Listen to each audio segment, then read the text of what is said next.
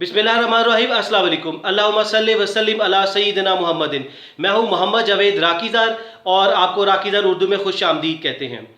नाज़रीन, चाइना ने कश्मीर के हवाले से यूके पर एक बहुत बड़ा तारीखी इल्ज़ाम लगाया है।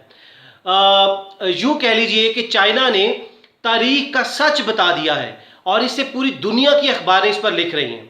चाइना ने कहा है कि कश्मीर में इस वक्त जो भी ब्लडशेड, जो भी कत्लो गारत, भारत जो भी दहशत गर्दी कर रहा है कश्मीर में, कश्मीर के मासूम लोगों पर जुल्म हो रहा है, उनको शहीद किया जा रहा है, उनके नौजवानों को पकड़कर सुलाखों के पीछे उनको धकेला जा रहा है, उनको शहीद कर दिया जाता है। इसका जिम्मेदार बरतानवी हुकूमत है, ब्रिटिश रूल है, जिसने 1947 में चंद टकों की खातिर कश्मीर को हिंदू महाराजाओं को बेच दिया और 47 से लेकर अब तक ये जुल्म कश्मीरियों पर बरतानवी रूल की वजह से हो रहा है। ब्रिटिश रूल ने ये नाइंसाफ़ी की है जिसकी वजह से ये ब्लडशेड हो रहा है। देखिए, ब्रिटिश रूल ने कश्मीर और कश्मीर के लोगों के साथ नाइंसाफ़ी क्यों की और कैसे की। 1846 में बरतानिया के लोग बरसगीर में आए, सब कॉन्टिनेंट, उस वक्त पाकिस्तान और भारत इकट्ठा था, उसको बरसगीर सब कॉन्टिनेंट कहा जाता था। इन्होंने क्या किया कि उधर कब्जा का आहिस्ता आहिस्ता अपनी तिजारत के घर से आए और आहिस्ता आहिस्ता करके उस पर काबिज हो गए।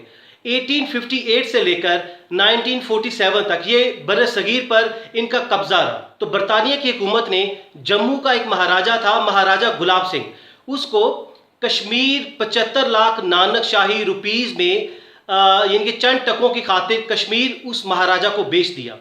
अब वो महाराजा गुलाब सिंह ये प्रिंसली स्टेट यानी कि जम्मू और कश्मीर को मिलाकर जम्मू एंड कश्मीर का महाराजा बन गया। उसके बाद ये इसकी नस्ल चलती रही और आखिर पर 1947 में जो आखिरी रूलर था वो महाराजा हरि सिंह था, यानी कि पहला रूलर कश्मीर का, जम्मू एंड कश्मीर का महाराजा गुलाब सिंह था और आखिरी महाराजा हरि सिंह था। तो देखिए, कश्मीर के लोगों की, कश्मीर की बदकिस्मती ये रही है कि कश्मीर पर आज तक कश्मीरियों ने कभी हुकूमत नहीं की। सबसे पहले मुगल्स, फिर अफगान आए, उसके बाद सिखों ने हुकूमत की और आखिर पर ये डोगरा डायनेस्टी, जिसके आपको बताया महाराजा गुलाब सिंह से लेकर महाराजा हरि सिंह थे। तो कश्मीर का इस तरह कश्मीर पर हुकूमतें होती रही, गैर लोग कश्मीर पर हुकूमतें करते रहे। देखिए, कश्मीर बेसिकली 3 पार्ट्स में मुश्तमिल है, जम्मू एंड कश्मीर और लद्दाख। बेसिकली हुआ ये है कि आज़ाद कश्मीर और गिलगित बल्तिस्तान का इलाका पाकिस्तान के पास है, बाकी भारत के पास है। और इसका जो तीसरा पार्ट है लद्दाख, लद्दाख को चाइना ने 1962 की एक जंग में भारत को बहुत बुरी शिकस्त दी और भारत से वो इलाका छीन लिया था। तो इस तरह कश्मीर जो है वो 3 पार्ट्स पर मुश्तमिल है, जम्मू, कश्मीर एंड लद्दाख।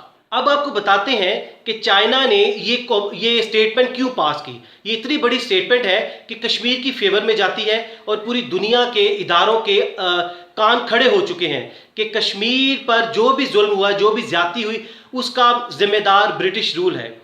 देखिए, 2011 में डेविड कैमरोन, ब्रिटिश के बरतानिया के एक्स प्राइम मिनिस्टर थे, पाकिस्तान के दौरे पर आए थे और उन्होंने ये बिल्कुल क्लियरली कहा था कि कश्मीर पर जो भी जुल्म हो रहा है उसका जिम्मेदार बरतानिया की हुकूमत है और हम लोग इससे माफ़ी मांगते हैं, ये हमारी नाइंसाफ़ी की वजह से कश्मीरियों का खून बह रहा है। अब देखिए, चाइना ने यूके को ये स्टेटमेंट चाइना ने ये क्यों दी, उसकी बहुत सारी वजूहात है। पहली वजह यह है कि बरतानिया अमेरिका का अलाई है, अमेरिका और चाइना की ट्रेड वॉर चल रही है, एक दूसरे के इंटरेस्ट को नुकसान पहुंचा रहे हैं, इसे कोल्ड वॉर कहते हैं। तो अमेरिका और इसके जो इत्तेहादी हैं, इनका मकसद चाइना को और पाकिस्तान को नुकसान पहुंचाना है। ओबोर, सीपैक, BRI के प्रोजेक्ट को नुकसान पहुंचाना है। अब देखिए, बरतानिया क्या कर रहा है, अमेरिका के साथ मिलकर चाइना के हांगकांग में, इसके अलावा ताइवान में वो प्रोटेस्ट को सपोर्ट करता है, उधर इंतशार फैलाने की कोशिश करता है। इसके अलावा अमेरिका ने एक बहुत बड़े स्केल पर चाइना के खिलाफ कोविड-19 की एक कैंपेन चलाई है, जिसमें चाइना को ये भी कहा है कि वो $10 ट्रिलियन का हर्जाना अदा करे पूरी दुनिया को कि चाइना की वुहान इंस्टीट्यूट ऑफ वायरोलॉजी से ये वायरस निकला है कोरोना वायरस, और इसने पूरी दुनिया के लोगों को मारा है, इसके अलावा उनकी मईशत को तबाह कर दिया है। तो इसका हर्जाना कंपनसेशन $10 ट्रिलियन बनता है, जो कि चाइना को पूरी दुनिया को देना चाहिए। तो इवन चाइना ने इसके अगेंस्ट अमेरिका को न्यूक्लियर वॉर की धमकी भी दे दी है। उसने कहा कि हमारा एक डोंगफेंग 41 मिसाइल यही काफ़ी है कि वो अमेरिका को तबाह कर दे। आपको याद होगा कि टोनी ब्लेयर ने भी 2016 में पूरी दुनिया से माफ़ी मांगी थी कि हमने जो इराक पर हमला किया अमेरिका के साथ मिलकर, वो एक फेक इंफॉर्मेशन थी जिसकी वजह से हमने इराक पर हमला किया। उधर कोई ऐसे वेपन्स ऑफ मैस डिस्ट्रक्शन नहीं थे। तो आप अंदाज़ा लगाइए इन ममालिक का हाल, ये अपने आप को सिविलाइज कंट्रीज़ कहते हैं।